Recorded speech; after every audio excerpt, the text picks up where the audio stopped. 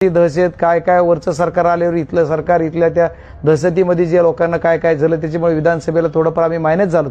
पण परळी हे शहर कधी जरी विचार केलं तरी आदरणीय शरदचंद्रजी पवार साहेबांवर प्रेम करणारं शहर आहे, आदरणीय पवार साहेबांच्या विचारावर प्रेम करणारं शहर आहे। त्याच्यामुळे परळीवर आमचा भरोसा आहे आणि या परळीनं मला लोकसभेची उमेदवारी दिल्यापासून लोकसभेला निवडून आणायचं काम जर कुणी केलं असेल तर या परळी तालुक्याने केलेलं नाही, परळी गावाने केलंय। कारण परळी शहरामध्ये जे की विरोधक म्हणायचे 10,000ची लीड आम्हाला निघणार, त्या परळीमध्ये जवळपास बरोबरीला मॅच बरोबरीचा सोडायचं काम या परळीने केलं म्हणून माझा विजय झाला आणि लोकसभेला मी निवडून आलो आणि खासदार झालो। त्याच्यामुळे परळीचा नगराध्यक्ष येणारा आमचा असेल असे आम्हाला विश्वास आहे आणि याच्यासाठी जनतेने पण साथ द्यावी आणि तुम्ही सर्व पत्रकार बांधवांनी पण साथ द्यावी। सर्वांना आव्हान करतो की येणाऱ्या काळामध्ये जे आपलं 2 डिसेंबरला मतदानावर आहे त्या मतदानाला आमचा नगराध्यक्ष कॅन्डिडेट जो नगराध्यक्ष पदाचा जो कॅन्डिडेट आहे, नगरसेवक जे आहेत ते आमच्या पक्षाच्या चिन्हावर जे कुणी उमेदवार असतील, कुणी उमेदवार असो, या सर्व उमेदवाराला ताकदीने आम्हाला निवडून द्यावा असं परळीकरांना आव्हान आपल्या माध्यमातून करतो। खूप खूप धन्यवाद।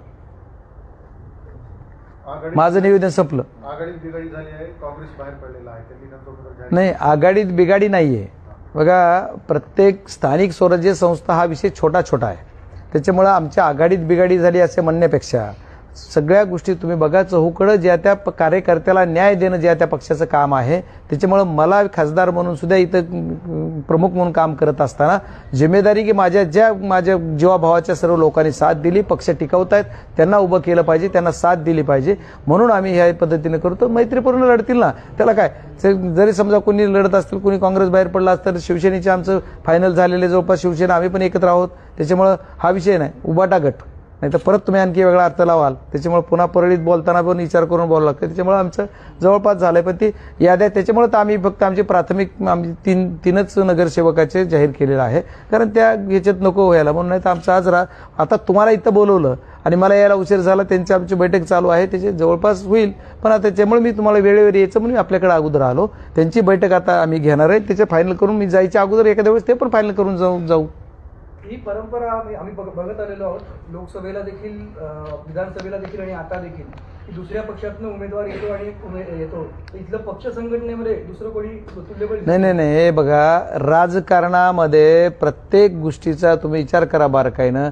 मी सुद्धा एका दुसऱ्या पक्षातून दुसऱ्या पक्षात आलतो, जरी आमचा दोन्ही पक्ष विभाजन झाल्यानंतर मी सुद्धा राष्ट्रवादी काँग्रेसमधून राष्ट्रवादी काँग्रेस शरदचंद्र पवार गटामध्ये म्हणजे पक्षामध्ये आलो, मग मी पण विजयी झालो ना। मग त्यावेळेस बी असंच काहीतरी म्हणायचं ही मॅनेज आहे, ती फलान आहे, ती बिस्तान आहे। आज तीच सेम कॉपी आता तुमच्यावर म्हणणार नाही मी, पण काही जी पत्रकारावर कसं बोलणार, पण आणखी काही ती मंडळी तसं कन्फ्युजन करायचा प्रयत्न करतात। पण मला आमच्या सर्व कार्यकर्त्यावर सर्वांवर भरोसा आहे। माझे कार्यकर्ते जिद्दीनं कामाला लागलेत आणि जिद्दीनं परळीतल्या कार्यकर्त्यांनीच आदरणीय यांचा दीपक नानांचाही प्रवेश घेतला आणि त्यांच्या पत्नी जे संध्याताईंचा पण आम्ही प्रवेश घेतलेला आणि आयात करायचा विषय नाही, ते आमच्या विचाराचेच आहेत। आम्ही काही वेगळ्या भाजपचा नाही आयात केला, आमची विचारधारा एकच आहे। ठीक आहे, आता पक्षाचे विभाजन झालं त्याच्यामुळे आम्ही कुठला आयात करत नाही। अहो कोण भाजपचा कुठं चालला, कुठला विचारधाराच व्हायला लागल्या। त्याच्यामुळे या सगळ्या गोष्टी करत असताना ह्या आपण सर्व जे अगदी ताकदीनं आपण हे करतात त्या पद्धतीने आपण बोलतो। पत्रकार आहेत का? नाही भाजपचे आहेत म्हणत असला तुम्ही तर तुमचं कौतुक आहे, पण आम्ही आमच्याच नाही हे बघा पत्रकारांनी तुम्ही जे म्हणता ते तुमचं कौतुक आहे। कुणाला फायदा होईल कुणाला तोटा होईल ही काळ वेळ ठरवल। आज तुमची म्हणजे तुमच्या जी विचारधारेने किंवा तुमच्या अनुमानानं तुम्ही म्हणताय, आता कुणाला फायदा होणार कुणाला तोटा होणार ते काळ वेळ आल्यावरच कळेल ना। आज हा विषय नाही कुणाचा, आता त्यांचे भाजपचा आणि राष्ट्रवादीच्या दोघांचे 2 गट होते का एकत्र होते आम्ही कसं सांगणार? आज आम्हाला माहित आहे का? सांगितलं का त्यांनी आमची काय ती म्हणते महायुती काय झालं असं आणखी तर डिक्लेअर नाही, मग आता आम्ही कसं बोलणार त्याच्यावर? ठीक आहे, आता तुमच्या मनात असेल, तुम्हाला एखाद्या वेळेस माहित असू शकते, एखादा पत्रकार आमच्या जवळचा असू शकतो, एखादा त्यांचा असू शकतो, त्याच्यामुळे पत्रकारांना माहित असलं तर तुमचं कौतुक आहे, तुम्ही सांगा, तसं आम्हाला माहित नाही। आणि दुसरा एक प्रश्न आहे की नगरपालिकेच्या अनुषंगाने तुम्ही लोकांसमोर जनतेसमोर जाणार जे कोणी जे सत्ताधारी असतात त्यांच्या विरोधामध्ये काही आंदोलन असतात, मोर्चे असतात, जनतेच्या प्रश्नावरती आवाज असतो, तसं या गेल्या 9 वर्षामध्ये याच्यातून काही बघायलाच नाही मिळालेलं। हे बघा जी दबाव तंत्र, जे दहशत, एवढं काय बघितलं तुम्ही सुद्धा प्रश्न विचारताना बघा तुम्ही कसं हे करताय ते प्रश्न विचारताना सुद्धा बघा म्हणजे किती दहशत आहे लोकांची. त्या दहशतीमुळे कुणी आंदोलन आलं की त्याला मेलाच की, असलीच परिस्थिती होती ना. त्याच्यामुळे कसं ते आता प्रश्न आमच्यावर भाडामार करू शकतात तुम्ही बाकी पत्रकार परिषदेत भाडामार किती करतात मला माहित नाही. म्हणजे माझं म्हणण्याचा उद्देश काय की तुमचं सुद्धा कौतुक आहे की तुम्ही विचारताय, पण तेवढे आंदोलन करताना जर कुणी आंदोलन आला, बैलगाडी मोर्चा झाला, त्याचे झालं, ट्रॅक्टरचा मोर्चा झाला, तर ही सगळे झालं ते आता तुमच्या लक्षात नसेल पण माझ्या लक्षात आहे. त्यावेळेस मी नव्हतो त्यावेळेस, पण आमच्या ह्याच्या विधानसभेच्या निवडणुकीच्या अगोदर सगळ्यांनी केला. तर ही आता तुमच्या आंदोलन कधी लक्षात नसेल. आज परळी शहरावर आज काही समजा राजकीय व्यासपीठ नाही, पण परळी शहराचा जर विचार केला तर बीड जिल्ह्यामध्ये सर्वाधिक पैसे इथं कुठं आले? परळी विधानसभेमधल्या परळी तालुक्यातील परळी नगर परिषदमध्ये आले. पण कामाच्या नावाने किती बॉम्बाबॉम्ब आहे हा सुद्धा सगळा विषय. त्याच्यामुळे काही दहशतीत असते, त्याच्यामुळे गोरगरीब बिचारे येत नव्हते पुढे.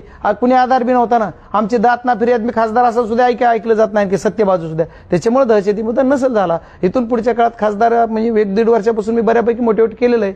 त्याच्यामुळे आता कसं होतं की मी खासदार झालो की विधानसभा आले, विधानसभा झाल्याच्या नंतर परत पुन्हा बाकीच्या ही आणखी अतिवृष्टी आली, बाकी काही आंदोलनं, काही विषय, त्याच्यामुळे सगळ्या काही घटना घडल्या. पण याच्यानंतर विरोधी पक्ष म्हणजे भूमिका मांडायला पाहिजे होती, ते आम्ही नक्की मांडतोय. जिल्ह्याच्या बाबतीत जिल्ह्याच्या व्यासपीठावर मी मांडतोय. इथं नगर परिषदमध्ये आमचे कार्यकर्ते सुद्धा सगळे स्ट्रॉंगतेने मांडतात. पण त्याच्यामुळे बाकीचे कुणी येताना विरोधक थोडं हे झालं असेल. ज्याप्रमाणे काल काँग्रेसची प्रेस झाली त्यामुळे त्यांनी सांगितलं की लोकसभेला सुद्धा आम्ही राष्ट्रवादी काँग्रेस पक्षाचं काम केलं, त्यामुळे आम्ही विधानसभेचं तेच काम केलं. तर यावेळेला त्यांनी आमची साथ द्यावी आणि आमचं काम करावं यासाठी आम्ही अध्यक्षपद. नाही, त्यांची प्रामाणिक भावना आहे. त्यांची भावना आणि त्यांच्या मागणीवर मला काही बोलायचं नाहीये. त्यांनी प्रामाणिकतेनं आमचं काम केलं का तर आम्ही नाही म्हणणारच नाही, 100% केलं. पण कसं असतं, ही आमचा इथला जिल्हा लेवलचा, तालुका लेवलचा, गाव लेवलचा विषय आहे. ज्यावेळेस राष्ट्रीय लेवलचा विषय येईल, राज्य लेवलचा येईल, जिल्हा लेवलमध्ये आणखी वेगळं. त्याच्यामुळे राज्य लेवलला, राष्ट्रीय लेवलला आम्ही एकच आहेत ना. ठीक आहे, इथं थोडंफार असतंय, एक भाऊ इकडून एक भाऊ, ते ठीक आहे, निवडूनच्या नंतर आपण बघू. त्याच्यामुळे त्यांच्यावर काही नाही, त्यांच्या बोलण्यावर माझं ऑब्जेक्शन नाही. त्यांनी लोकसभेला मदत केली का तर केलेलीच आहे, त्याच्यामुळे दोमत नाहीये. आणि त्यांना न्याय द्यायला पाहिजे असं जर त्यांनी म्हणले तर आम्ही न्याय द्यायला तयार आहेत. पण त्यांनी आमच्याकडे येऊन नगराध्यक्षपदाचा विषय इथं राष्ट्रवादी मनधरणी करायला आणखी खूप टाइम आहे, होईल त्यांना मनधरणी होईल आणि दिलचस्पी होईल, काही चिंता करू नका. नाही, 100% होईल ना. हे बघा, आमचा सर्वांचा मिळून एक उद्देश आहे.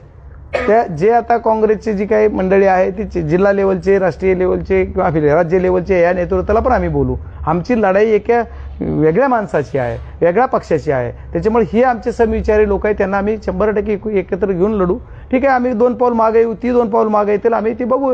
त्याला वेळ आहे ना आणखी. आज फॉर्म भरायचे दिवस आहे, आज नगराध्यक्ष पदाचा कॅन्डिडेट डिक्लेअर केलाय. तिथून पुढे काय होईल ते हळूहळू वेळ द्या, तुम्ही पण वेळ आम्हाला द्या थोडा. आणि परळीच्या जनतेला सुद्धा श्वास टाकायला घ्यायला. आणखी किती गटपक्षीय शक्यता वाटते तुम्हाला आपल्या ह्याच्यामध्ये? काँग्रेसचं काल डिक्लेअर केलं उमेदवार, आणखी मित्रपक्ष किती तुमचे?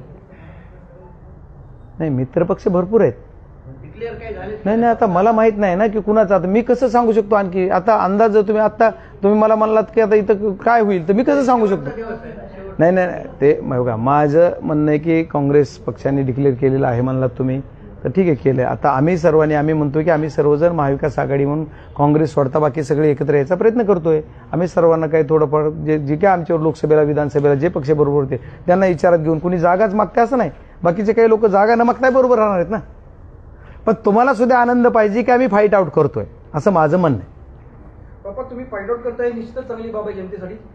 पण जी संघटनात्मक बांधणी आहे, जी बैठक झाली होती, जे आमच्या समोर सगळ्यांसमोर जे चित्र दिसलं, त्याच्यामध्ये संघटनेमध्येच एक वाक्यता दिसली नाही. जे मागच्या वेळी जी बैठक राजेंद्र मस्केंच्या नेतृत्वाखाली झाली होती VIP गेस्ट हाऊसला, त्याच्यामध्ये आपापसात पदाधिकारी भिडेपर्यंत वेळ आली होती. नाही, माझं एक असं आपल्याला प्रांजळ मत आहे माझं की मागं काय झालं ते तुम्ही सोडून द्या. एखाद्या वेळेस झाला असेल ना, आपसापसात काय झालं असेल तर आज सगळी टीम अख्खी तुम्हाला बरोबर दिसते. ह्याच्यात कुठेही भेदभाव नाही ना, कुठं अडचण नाही. आज राजेंद्र मस्के साहेब नाही समजा, ठीक आहे, पण मी आज आहे तरी आमच्यात कोण एक आणि कुणाची एक वाक्यताच राहणार. आमच्या कुठल्याही कार्यकर्त्यात भेदभाव होऊ देणार नाही, असा माझा तुम्हाला पत्रकार म्हणून शब्द आहे. या जिल्ह्याचा खासदार म्हणून, यांचा सर्वांचा एक प्रमुख कार्यकर्ता म्हणून मी सर्वांची जिम्मेदारी घेऊन सांगतो, माझा एकही कार्यकर्ता, माझ्या पक्षाचा एकही नेता परळी शहरातला किंवा परळीच्या तालुक्यातला कुणीही कुठेही एक वाक्यतेच्या बाहेर जाणार नाही. सगळे एका दोरीत, एका लाईनीत सगळेजण मिळून आमचं जे उद्देश आहे ते साध्य करायला राहू. तुमच्या पक्षासाठी निष्ठेने काम करणारे जे लोक आहेत ते सगळे एक आहेत तुम्ही म्हणताय, परंतु एक प्रातिनिधिक स्वरूपात नाव सांगायचं तर शंकर शिंदे यांच्याकडे जे काम होतं, दिलेली जिम्मेदारी होती ती त्या बैठकीनंतर काढून घेण्यात आली. म्हणजे घटनेत आता सगळेच पद बदलले. नाही, आता सर्व संघटनात्मक जो निर्णय आहे तो संघटनेचा जे झाला त्याच्यात बदल होणार. आता कुणी काढून घ्यायची जिम्मेदारीचा विषय नाही. काढून जरी घेतलं तर ते आता पक्षामध्ये बदल होतातच ना, दर 3 वर्षाला बदल होतात, त्याच्यामुळे तो विषय नाही ना, ते कमी जास्त होत आहे. पण तुम्हाला तुमच्या सुद्धा ह्याला कळतंय तुम्हाला की आपल्याला कसं फाईट आउट करायचंय आणि ह्या अनुषंगाने आपण करतोय.